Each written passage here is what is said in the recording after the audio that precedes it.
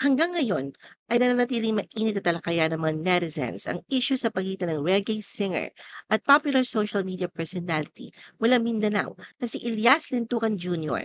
na mas kilala sa screen name na Elias J. TV at na kanyang talent manager na si Beverly Pumikpik Labad-Labad na ngayon nga ay nauwi sa pagsasamba nila ng kaso laban sa isa't isa. The Philippine Showbiz List presents detalye sa sampahan ng kaso ni Ilyas JTV at ng kanyang talent manager. Beverly plans to file a estafa case over unpaid commissions, denies intimate relationship with Ilyas. Ang ugnayan na Ilyas at Beverly ay nagsimula sa pagiging talent at manager, pero hindi nagtagal nagkaroon ng lamat ang kanilang dating magandang pagsasama. Nariyan ang selosan issue.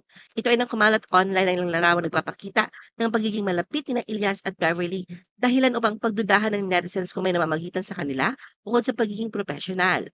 Umabot pa sa puntong may ilang nagsabi na may dahilan umano ang live-in partner ni Ilyas na si Abigail Karikitan para magselos.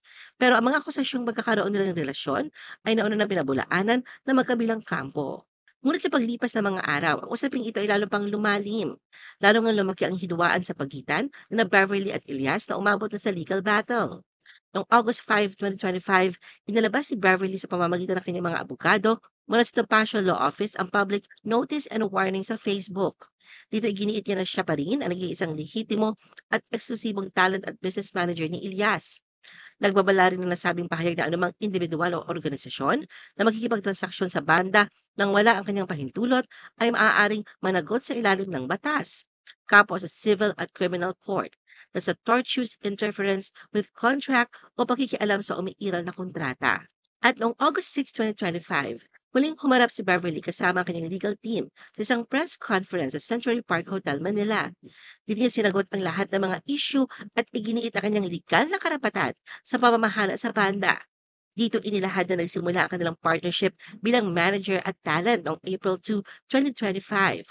Ngunit ayon kay Beverly, nagsimulang sumama ang relasyon dahil sa selos at sa mga professional decision ginawa ni Elias nang walang pahintulot mula sa kanya.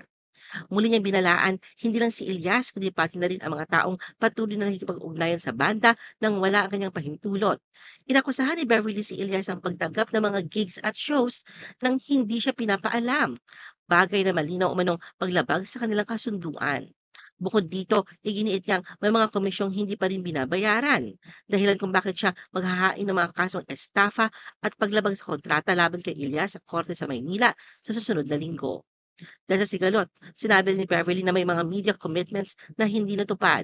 Isa na rito, ang pag-atras umano ni Elias sa naka-schedule niyang pag-guest sa Fast Talk with Boy Abunda noong July 10, 2025 matapos umanong ipagbawal siya ni Abigail na umalis ng Mindanao. Bago pa ito, kinansela rin daw ni Elias ang isang ABS-CBN interview at piniling matulog na lamang imbis na dumalo. Ibinunyag din ni Beverly na may 5 taong kontrata si Elias sa kanya bilang talent at business manager. Ayon sa kanya, siya ang nakakuha ng mga deal na nagkakahalaga ng higit 5 million pesos, kabilang na ang pagkakaroon ng sasakyan para sa artist.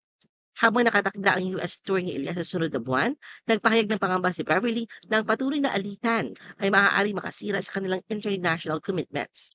Sa naturang press con, pinabulaanan din ni Beverly ang haka-hakang may relasyon sila ni Elias. Pero hindi niya itinangging pinagseselosan siya ng live-in partner nitong si Abigail.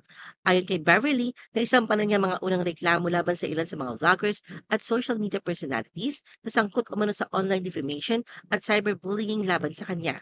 Tinatayang hanggang 80 influencers ang maaaring kasuhan dahil sa mga paratang at pambabatikos na nag-ugat sa viral na mga larawan niya kasama si Elias, na nagpapakita ng tila pagiging malapit nila sa isa't isa.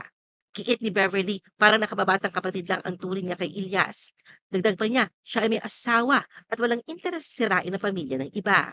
Kaya tahasang itinanggi niya ang akusasyong siya ay isang mang-aaga o homewrecker. Kaugnay naman ng mga ulat na nagseselos umano si Abigail matapos lumabas ang mga larawan nila online, ibinahagi ni Beverly na sinikap niya makipag-usap ng personal kay Abigail upang ipaliwanag na trabaho lamang ang lahat ng ugnayan nila ni Elias. Ayon sa kanya, inanyayahan pa niya si Abigail sa isang pag-uusap sa Cebu upang linawin ang mga bagay. Gayunpaman, imbis na lumamig ang tensyon, lalo pa raw itong lumala. Dagdag pa niya, maging ang mga inosenteng larawan na wala namang mali siya ay pinagsilosan umano ni Abigail na sa kanyang palagay ay naging dahilan ng pag-viral ng issue at negatibong komento sa social media. Sa kabila ng kanyang pagsusumikap na resolbahin ito ng pribado, kabilang na ang pagtungo sa opisina ni Abigail kamakailan, hindi anya nagtagumpay ang kanilang pagkakasundo. Aminado si Beverly na maaaring dulot ng abalang schedule at matinding atensyon ng publiko ang pagkakaroon ng mga hindi pagkakaintindihan. Ngunit binigyang diin niyang nakatuon pa rin ang kanyang atensyon sa pamamahala, hindi lang kay Ilyas, kundi pati sa buong banda. Sa huli, binigyang diin ni Beverly ang kanyang pagnanais na magkaayos at ang pag-asa niyang maayos ang lahat sa pamamagitan ng isang taos-pusong pag-uusap. Hindi na anya ito dapat pang palalain. Ayon kay Abigail, mas mahirap ang pamamahala ng isang talent kumpara sa kanyang mga naging tungkulin sa corporate world dahil sa dami ng responsibilidad at emosyonal na aspeto ng trabaho. Sinabi naman ng abogado ni Beverly na si Attorney Ferdinand Topacio na kapag sinunod lamang ang nilalaman ng kontrata, wala raw dapat maging problema.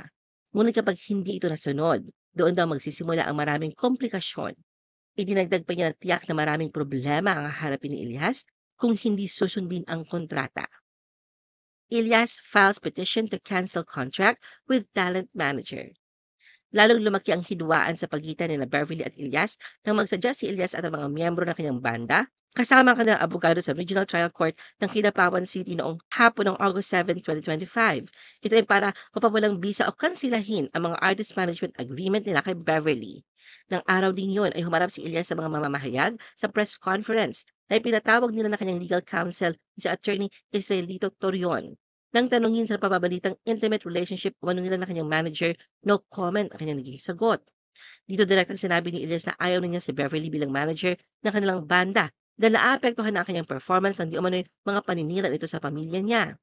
Idinagdag ni Ilyas na hindi siya makapagtatanghal ng maayos dahil apektado na ang kanyang pamilya na prioridad daw niya. Ipinaliwanag naman ni Atty. Torion na hinihiling nilang ipawalang bisa ang kontrata nila kay Beverly dahil umano'y walang legal na bisa ito mula simula pa lang. Ayon sa kanya, sikat na si Ilyas at ang banda ng pirmahan ang kontrata noong April 2025, samantalang wala namang karanasan si Beverly sa pagmamanage ng artista. Dahil dito, wala raw consideration o kapalit na halaga na isa sa tatlong pangunahing elemento ng isang kontrata. Ayon pa kay Atty. Torion, isa sa mga pangunahing dahilan kung bakit nais silang ipawalang bisa ang kontrata ay ang umano'y panlilinlang na ginawa ni Beverly noong pinapirma niya sina Ilyas at ang kanyang mga kabanda.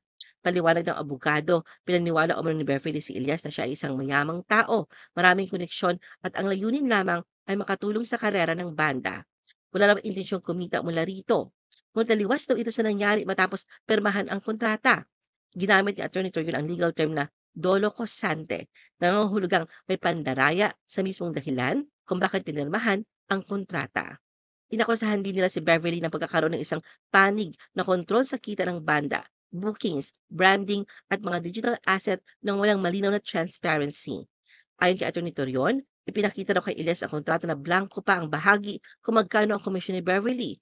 Ngunit ang muling ipakita ito, nakasulat ang 30% commission na wala raw malinaw na basihan. Isa pang alegasyon ng kampo ni Ilyas, may pananakot daw na nagaganap sa kampo ni Beverly. Lahat ni Atty. Torion, may mga taong mula sa kabilang kampo na nagsasabing nagmamatsyag sila at nagbabantay at nagbabalak magsampa ng kaso ng cyber libel laban sa kanila.